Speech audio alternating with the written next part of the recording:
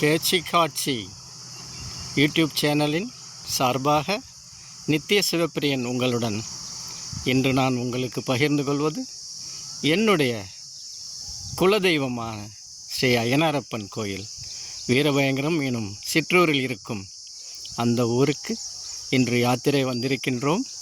அதையே உங்களுக்கு காணொளியில் சமர்ப்பிக்கின்றோம். வீரபயங்கரம் அய்யனார் சாமி எங்களுடைய குலதெய்வம். எங்களுடைய குலதெய்வமாக இருந்து எங்களை இன்றளவில் ஆனந்தமாக வாழ்க்கையை அமைத்து கொடுத்திருக்கின்றார். அவரை உங்களுக்கெல்லாம் அறிமுகப்படுத்துவதில், உங்களுக்கெல்லாம் கேட்சி காட்சியில் காட்சிப்படுத்துவதில் ஆனந்தம் கொள்கிறேன். நன்றி. வாருங்கள், இப்பொழுது வீரபயங்கரம் என்னும் இந்த ஊருக்குள் நுழைவோம். வீரபயங்கரம் பேர் பயங்கரமாக இருக்குது. ஆனால் இந்த ஊர் இனிமையான அருமையான சிற்றூர். இது நீங்கள் பார்க்குறது இந்த கோயிலுக்கு சேர்ந்த வனம். இது ஒரு சின்ன ஃபாரஸ்ட். அந்த பகுதியில் உள்ள இந்த அய்யனாரப்பனுடைய கோயில் இருக்குது. அதுக்கு நம்ம போகலாம். இந்த ஊர் அதுக்கு முன்னாடி அறிமுகப்படுத்துகிறேன். இந்த ஊர் எல்லாம் விவசாயம் சார்ந்த ஊர். விவசாய தொழிலாக இங்கே சோளம், எள், பருத்தி இதெல்லாம் பயிர் பண்ணுறாங்க. இது கூட தண்ணி, மழை காலத்தில் தண்ணி போகிறதுக்கு ஒரு காவாயும் உங்களுக்கு இங்கே தெரியுது. விவசாயம் சார்ந்த சிற்றூர். நமக்கெல்லாம் அன்னமிடும் இந்த ஊரை உங்களுக்கு அறிமுகப்படுத்துவதில் ஆனந்த உவகை கொள்கிறேன். நன்றி. இந்த வனத்திற்குள்ளார நம்ம வீரபயங்கரம் அய்யனாரப்ப சாமி கோயில் இருக்குது. நான் இப்போ இதை உங்களுக்கு கால்நடையாக நடந்து போய் காமிச்சிட்ருக்குறேன். எவ்வளோ தூரம் இருக்குது இந்த ஃபாரஸ்ட்டு. இந்த சின்ன வனம் தான். இந்த வனத்தில் நாங்கள்லாம் சின்ன பசங்களாக இருக்கும்போது கூட வந்திருக்கிறோம். எங்கள் அப்பா அம்மா கூட இந்த சின்ன ஊருக்கு நாங்கள் இங்கேருந்து ஒரு 30 கிலோமீட்டர் தொலைவில் இருக்கிற ஆடுதுறை, திட்டக்குடி அப்படிங்கிற அந்த 2 ஊர்லேயும் நாங்கள் வசித்தோம். அப்போ எங்கள் அம்மா அப்பா மாட்டு வண்டி கட்டிக்கிட்டு வருவாங்க. மாட்டு வண்டியில் நாங்கள் அண்ணன் தம்பிங்க 6 பேர் ப்ளஸ் அப்பா அம்மா அப்படி வந்திருக்குறோம். மாடு ஆற்றை கிராஸ் பண்ணி வரும்போது அது நடக்க முடியாது அப்படின்ட்டு நாங்களாம் இறங்கி எல்லோருமே இறங்கி நடப்போம். முடியலன்னா அந்த மாடு அப்போ கூட இழுக்கலைன்னா தள்ளி விடுவோம். இந்த மாதிரிலாம் நடந்து வந்திருக்குறோம். ஒரு நாள் நடந்து காலையில் புறப்படுவோம். புறப்பட்டு இங்கே சேர்கிறதுக்கு அந்தி ஆகிடும். அப்போ சாயந்தரம் இந்த கோயிலில் எப்படி தங்கிறது அப்படின்னா, இந்த வனத்துக்குள்ளார இருக்கிற அந்த கோயிலில் கரண்ட்டு, இன்றைக்கி கூட கரண்ட்டு சப்ளை கிடையாது. ஏன்னா இந்த வனத்தில் இருக்கிற அய்யனாரப்ப சாமி இந்த நவீனத்தை ஏற்றுக்கலை. அவர் அந்த கோயிலுக்குள்ளார இன்றைக்கும் கரண்ட்டு கிடையாது, விளக்கு தான். அந்த கோயிலில் நாங்கள் இங்கே தங்குவோம். இங்கே நைட்டு தங்கிட்டு காலையில் எழுந்திரிச்சு, இங்கே விவசாய ஊர் தானே. இப்போ நாங்களாம் என்ன பண்ணுவோம், மோட்ரு தண்ணி இறைக்கிற மிஷின் எங்கே இருக்குதோ பக்கத்தில் அங்கே போய் குளிச்சுட்டு வருவோம். பெரியவங்க லேடிஸ்லாம் என்ன பண்ணுவாங்க, அங்கேயே கிணறு இருக்குது. அந்த கிணறு தண்ணியை மார்னிங் ஆகிறதுக்கு முன்னாடியே இருட்டிலேயே குளிச்சுட்டு அவங்க ரெடி ஆகிடுவாங்க. இதுதான் அந்த காலத்தில் இருந்த பழக்கம். இந்த மாதிரி நாங்கள் போயிட்டு இருந்தோம். அப்புறம் கொஞ்ச நாள் கழித்து பஸ்ஸில் போக ஆரம்பித்தோம். பஸ்ஸில் போயிட்டுருக்கும்போது பைக்கு இதெல்லாம் கிடச்சிது. அப்புறம் அதுக்கப்புறம் நாங்களும் இன்றைக்கி சென்னையில் குடியேறிட்டோம். எங்களுக்கு காரில் போகணும், காரில் தான் இனிமேல் வந்தால் வரணும்னு ஒரு வருஷம் முடிவு பண்ணோம். அன்றைக்கி நாங்கள் இந்த காரையும் வாங்கி அந்த கார்லேயும் வர்ற வாய்ப்பு எங்களுக்கு கிடச்சிது. தொடர்ந்து இப்போ ஒவ்வொரு வருஷமும் நாங்கள் இந்த கோயிலுக்கு வந்துட்டுருக்குறோம். இந்த கோயிலுக்கு வர்றது வருஷத்துக்கு ஒரு தடவையாவது வர்றது எங்களுடைய முக்கியமான ஆன்மீக கடமை. அதாவது எங்களுடைய வீட்டில், குடும்பத்தில் எந்த ஒரு சுப நிகழ்ச்சியோ இருந்தாலும், எந்த ஒரு சுப ஆரம்பமாக இருந்தாலும் முதல்ல இங்கே அவர்கிட்ட உத்தரவு கேட்போம். உத்தரவு கேட்கணும்னு நினச்சா உத்தரவு கேட்கலாம். அதனால் உத்தரவு கேட்கணும்னு நினைக்கிற விஷயத்துக்கு உத்தரவு கேட்போம். நாங்கள் செய்கிறதுன்னு முடிவு பண்ண விஷயத்துக்கு அவர்கிட்ட ஆசீர்வாதம் கேட்போம். இப்படி தான் எங்கள் வாழ்க்கை இன்னை வரைக்கும் ஓடிக்கிட்டுருக்கு. இப்போ கூட போன மாதம் நாங்கள் வந்திருந்தோம். போன மாதம் நானும் என்னுடைய மனைவியும் இங்கே வந்து வணங்கிட்டு போனோம். இப்போ என்னுடைய தம்பியுடைய பேத்திக்கு வந்து மொட்டை அடித்து காது குத்துறாங்க. அதுக்காக நாங்கள் எல்லாம் குடும்பமாக வந்திருக்கிறோம். உங்களுக்கு யூடியூப்பில் இதை உங்களுக்கு காணிக்கை ஆக்குறோம். இப்போ அந்த ஊர் கிட்ட வந்துட்டோம். இது கோயில்கிட்ட இருக்கிற சின்ன சின்ன கடைகள் ஊர். இந்த வனம் இன்னும் முடியல. இந்த வனத்துடைய ஒரு எண்டில் தான் வந்து மெயின் என்ட்ரன்ஸ் இருக்குது. பலவேறு மரங்கள் இருந்தது. இங்கே பொங்கல் வைக்கிறதுக்கு நாங்கள் வந்து தனியாக விறகு எடுத்துகிட்டு வர மாட்டோம்.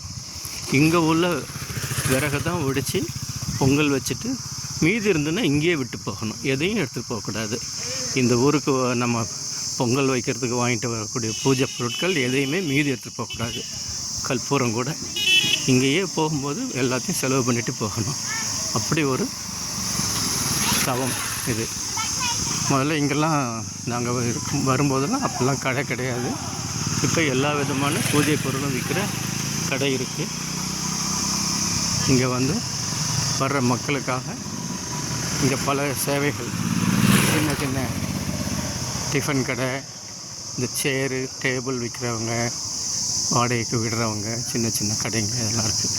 பக்கத்தில் இருக்கிற இன்னொரு ஊர் வந்து கூகையூர்னு பேர். அந்த கூகையூரில் நீங்கள்லாம் கேள்விப்பட்டிருப்பீங்க. சாப்பாட்டுராமன் ஐயா அவருடைய சொந்த கிராமம். ஜீரண ரகசியம் அப்படிங்கிற அந்த ப்ராடக்ட் அவர் வந்து தயார் பண்ணி யூடியூப்பில் அது கொடுத்துருக்காரு. அதை வந்து சாப்பிட்டா இதயம் சம்பந்தமாக இருக்கிற எந்த நோயாக இருந்தாலும் அதிலேருந்து குணப்பட்டு வெளியே வருவாங்க. உடம்புல இருக்கிற கொலஸ்ட்ரால் லெவல் கம்மியாகும். நம்மளுடைய ஜீரணம் ஆகிறதும் டீடாக்ஸ் ஆகிறதும் நல்லபடியாக நடந்தால் உடம்பில் எந்த நோயும் வராது அப்படிங்கிறது அவருடைய தத்துவம். சித்த வைத்தியத்தில் அவரும் சித்த வைத்தியர் தான். இன்றைக்கும் அவருடைய கிளினிக் இருக்குது. அந்த ஊர் இங்கேருந்து 1 கிலோமீட்டர் தூரம் தான். நாங்கள் அவரை நேரடியாக போய் பார்த்து அவர்கிட்ட நாங்களும் ப்ராடக்ட் வாங்கி சாப்பிட்டோம். இந்த பாருங்கள், இந்த ஆர்ச், இந்த கோயிலுடைய நுழைவாயில். பல்வேறு பக்தர்கள் தங்களுடைய பிரார்த்தனைக்காகவும் நன்றி உணர்வோடு இறைவனிடம் காணிக்கை செலுத்துவதற்கும், பொங்கல் வைப்பதற்கும், மாவிளக்கு போடுவதற்கும், அபிஷேகம் செய்வதற்கும், நல்லாசி பெறுவதற்கும், சுப காரியங்களுக்கான உத்தரவையும் ஆசீர்வாதத்தையும் பெறுவதற்கும் இங்கு வந்து குவிகிறார்கள் தினந்தோறும். இந்த நுழைவாயிலிருந்து இப்பொழுதே நீங்கள் பார்க்கலாம், 1-2 வாகனங்கள், காருங்க நிற்குது, பஸ்ஸு நிற்குது, பக்தர்கள் வந்துக்கிட்டே இருக்கிறாங்க. இந்த ஊரில் முக்கியமான தெய்வம் குடியிருக்கிற கோயிலாக இது விளங்குது. இந்த ஊருக்கே ரொம்ப சிறப்பானதாக இந்த கோயில் தான் விளங்குது. இந்த கோயில்னால் பலவேறு விவசாயம் செய்து அதுதான் முக்கியமான ஜீவாதாரமாக இருக்குது. அதை கூட சேர்ந்து 2வதாக கோயில் சார்ந்த சேவைகளும் இங்கே வந்து எல்லோரும் அதில் ஈடுபட்டு எல்லோரையும் வளப்படுத்தி அவங்களும் வளமாக வாழுறாங்க. இங்கே வர்றவங்களும் இங்கே இருக்கிறவங்களும் எல்லாம் என்ன வேணுமோ அதெல்லாம் பெற்று ஆனந்தமாக வாழ்கிறாங்கங்கிறது கண்கூடு. எல்லோருக்கும் தெரியும் அவங்கவுங்களுடைய குலதெய்வ வழிபாடு ரொம்ப முக்கியமானது. எப்படி நம்முடைய வாழ்க்கையில் குரு கிடைத்து குருவை பெற்று அவருடைய ஆசீர்வாதத்தில் வாழ்வது எவ்வளவு முக்கியமோ அதுபோல் நமக்கு குலதெய்வ வழிபாடு முக்கியம் என்பார்கள். இதோ கம்பீரமாக நுழைவாயிலேயே ஐயனார் ஆனந்தமாக இருப்பு கொண்டிருக்கின்றார். எவ்வளவு பிரம்மாண்டமாக இருக்கிறது பாருங்கள். தொலைவிலிருந்து 2 பக்கமும் இந்த கோயிலுக்குள் நுழையும் போது வெறுங்காலாக தான் நடப்பாங்க. யாரும் செருப்பு போட்டு நடக்க மாட்டாங்க. இப்போது சில பிள்ளைங்க நாங்கள்லாம் வரும்போது இந்த எல்லைக்கு வரும்போதே காலில் செருப்பு போட மாட்டோம். இப்போல்லாம் கோயிலுக்கு போகிறவங்க மட்டும்தான் கழட்டுறாங்க சில பேர். நாங்கள் இன்றைக்கும் செருப்பை வந்து போடுறதில்ல. காரணம் என்னென்னா, எல்லோரும் நாமெல்லாம் நினைக்கிற மாதிரி ஒரு மரியாதை, ஒரு தெய்வத்துக்கு நாம் கொடுக்குற மரியாதை அவமரியாதை அப்படிங்கிறது தான் நாம் தெரிஞ்ச விஷயங்கள். ஆனால் குருவாக எங்களுக்கு சுவாமிஜி கிடைச்சதுக்கப்புறம் சாமிஜி சொல்லியிருக்கிறாங்க, எதுவுமே வந்து சரி தவறு அப்படிங்கிறது சார்ந்து இல்லை இந்து மதம். அது நம்முடைய நன்மைக்காக தான்.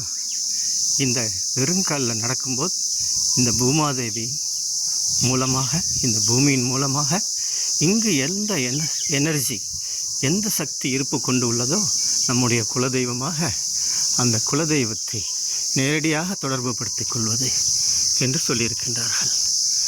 எவ்வளோ உயரமாக இருக்குது பாருங்கள். நிறைய பக்தர்கள் இன்றைக்கி வந்திருக்கிறாங்க. நிறைய அவரவர்களும் பிரார்த்தனை செய்துக்கிட்டு இங்கே வாகனங்களை, குதிரை வாகனம், ஐயனாருடைய குதிரை வாகனங்கள், நாய் எல்லாம் வச்சு அவங்களுடைய பிரார்த்தனையை செய்கிறாங்க. இப்போ போர்டே போட்டாங்க, என்ட்ரன்ஸில் நம்ம பார்த்துருப்போம், அந்த வீடியோவில் இருக்குது. இங்கே யாரும் புதுசாக இனிமேல் வாகனம் வைக்கக்கூடாது அப்படின்னு உத்தரவு போட்டிருக்குறாங்க.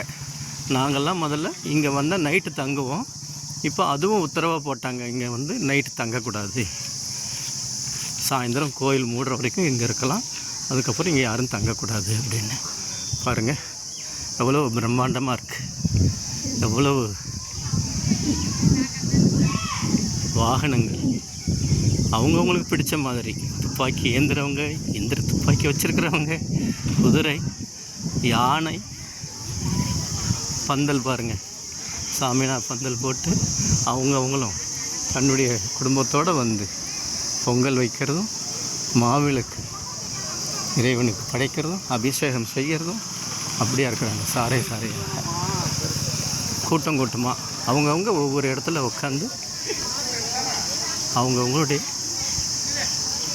காணிக்கை பக்தியோடு சமர்ப்பிக்கிறதுக்காக நெய்வேத்தியமாக பொங்கல் வைக்கிறது, மாவிளக்கு போடுறது, அதெல்லாம் செஞ்சிட்ருக்குறாங்க.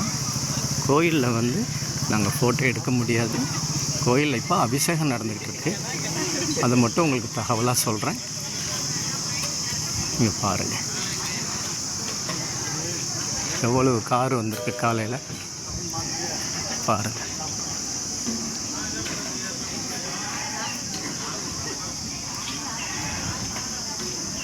தூரத்தில் ஒரு கையில் ஒரு விசிறி மாதிரி வச்சிட்ருக்காரு. என்னுடைய தம்பியுடைய சம்பந்தி, அவர் தன்னுடைய பேத்தியுடைய காது குத்துக்கு வந்திருக்காரு. இங்கே போட்டிருக்காங்க பாருங்கள், காது குத்தும் இடம். காமிக்கிறேன் இன்னொரு தடவை. இது வந்து ஒரு ஐயா அரிசிக்கு ஒரு மூட்டை அரிசி வரும் வாங்கி சரியா மண்டபம் கட்டிருக்காரு. பக்தர்கள் வந்தால் தங்கிறதுக்காக அவங்க பேர் போட்டு கட்டியிருக்கிறாங்க. அவங்க குடும்பத்தில் வந்து அவங்க இந்த வணங்குற அன்னைக்கு அவங்களுக்கு மட்டும்தான் இது பாத்தியது. மற்ற நாளில் எந்த பக்தர் வேணாலும் இருக்கலாம். அப்படி தான் இங்கே வந்து இன்னொரு ஐயா இருக்கார், ஐயனார் சாமி. சின்ன ஐயான்னு தான் கூப்பிட்றாங்க. ஐயனார் சாமி வந்து சைவம், சின்னையா வந்து அசைவம். அசைவம் படிக்கிறவங்க அங்கே இந்த பலியிடுறது, கோழி ஆடு இதெல்லாம் பலியிட்டு அதை சமைக்கிறாங்க, படைக்கிறாங்க. இது காது குத்துற இடம். அவங்க ஃபோன் நம்பர் போட்டுக்கிறாங்க. இது பாருங்கள், வேப்பந்தட்டை ஊர், ஒன்றியம், நூத்தாப்பூர் கிராமம், தங்கவேல் உடையார். அவங்க பல்வேறு ஜாதியில் இருக்கிறாங்க. ஜாதி வேறாக இருந்தாலும் குலதெய்வம் ஒன்றாக இருக்கும்.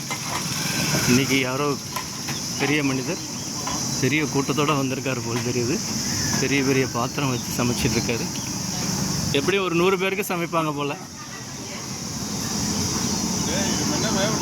எத்தனை பேருங்க? 1000 பேரா? அன்னதானமா? இல்லை அவ்வளோ பேர் இருக்காங்களா? ஓ நன்றி. இது என்னுடைய தம்பியுடைய சம்பந்தி ஐயா பொங்கல் கிண்டுறாரு. பக்கத்தில் இருக்கிறது அந்த அம்மா, அவங்களுடைய மனைவி. இது என்னுடைய இன்னொரு அண்ணாவுடைய மருமகள். சுடிதார். அந்த பக்கம் இருக்கிறவங்க தம்பி மனைவி. இந்த பையன் வேட்டியை மடித்து கட்டிட்டு வர்றவர் என்னுடைய தம்பி பையன். அவருடைய குழந்தைக்கு தான் காது குத்துறாங்க, மொட்டை அடிக்க போகிறாங்க. ஸோ இது அவங்களுடைய பிரார்த்தனை. இப்போது நம்முடைய அடுத்த கட்டமாக திருக்கோயில் செல்வோம், பலம் வருவோம். பாருங்கள் எவ்வளவு மக்கள். யாரோ சொல்கிறாங்க சனாதன தர்மத்தை கொசு மாதிரி அழிக்கணுன்றாங்க. ஆனால் அவங்க சொன்னதுனாலேயே கொசுவை விட ஃபாஸ்ட்டாக நடந்துகிட்ருக்கு. எத்தனை குழந்தைங்க பாருங்கள் விக்கிரகமாக நிற்கிறாங்க. அடுத்த தலைமுறை நாங்களும் வணங்குவோம் அப்படிங்கிறது தான் இதை காட்டுது. மணி ஓசை கேட்குதா? எவ்வளவு கூட்டம் பாருங்கள். உள்ள அபிஷேகமும் அர்ச்சனையும் நடந்து கொண்டிருக்கிறது. ஆனந்தமாக தங்களுடைய பிரார்த்தனைகளை மக்கள் அனைவரும் பக்தியாக இருந்து வணங்கிக் கொண்டிருக்கிறார்கள். இவர் வாசலில் இருக்கும் காவல் சாமி மணிகண்ட பெருமான் உள்ளே இருக்கிறார். முன்னாடி போங்க. இன்றைக்கியா இவர் இன்னொரு வாசலில் நிற்கிறாரு. வாசலில் ஒரு பக்கம் இவர், ஒரு பக்கம் இந்த இறைவன். இங்கே பேர் பாருங்கள், வீரங்கி ஐயனார், நல்லதங்கால், பெரிய ஐயா, சின்ன ஐயா. இப்போ நம்ம ஃபஸ்ட்டு பார்த்துருக்கிறது பெரிய ஐயா ஐயனார் சுவாமி. பாருங்கள் சோளமும் வேலும், ஊஞ்சல், தொட்டிலும் இருக்குது. அப்போ அவங்களுடைய பிரார்த்தனை என்ன இருக்குன்னு நம்ம தெரிஞ்சுக்கலாம். தொட்டில் கட்டுறவங்க குழந்தை வர வேண்டி, வாகனங்களை வைக்கிறவங்க அவங்களுடைய சுகபோக ஆனந்தமான வாழ்க்கைக்கு தேவையான எல்லாவற்றையும் பெறுவதற்கு. பாருங்கள் கூட்டமாக எவ்வளவு விக்கிரகங்களாக இங்கே நிற்கிறாங்க. எல்லாம் அடுத்த தலைமுறை, முந்தைய தலைமுறை எல்லாமே இருக்கிறாங்க இங்கே. இங்கே தண்ணீர் வசதி பாருங்கள். கிராமத்துக்குள்ளார தான் இந்த காடு இருக்குது. காட்டுக்கு நடுவில் தான் இந்த கோயில் இருக்குது. இப்போ நீங்கள் பார்க்குறது நல்லதங்கால் சன்னதி. நல்லதங்கால் சன்னதி முன்னாடி தொட்டிலும் மணியும் மஞ்சள் கயிறும் மங்களம் தருவாள் சர்வமங்கள தாத்ரி சீனி நித்யானந்தேஸ்வரியை மங்களம் சொல்கிறோம். அது மாதிரி நல்லதங்கால் மங்களம் உடையவள், மங்கள நாயகி, வாழ்க்கையில் வேண்டிய மங்களங்கள் அனைத்தையும் தருபவள். அதற்காகவே வளையலும் தாலி கயிறும் இந்த தொட்டிலும் பிரார்த்தனையாக அவரவர்கள் என்ன வேண்டுமோ கல் மண் எல்லாம் இருக்கிறாங்க. உள்ளே வரலைங்கய்யா, வெளியே மட்டும்தான். ஓ வெளியே வரக்கூடாதா? நன்றி. ஓ ஓகே நன்றி. ஐயா அலௌடு இல்லையா? நான் எடுக்கலை, மன்னிச்சுக்கோங்கய்யா. நன்றி.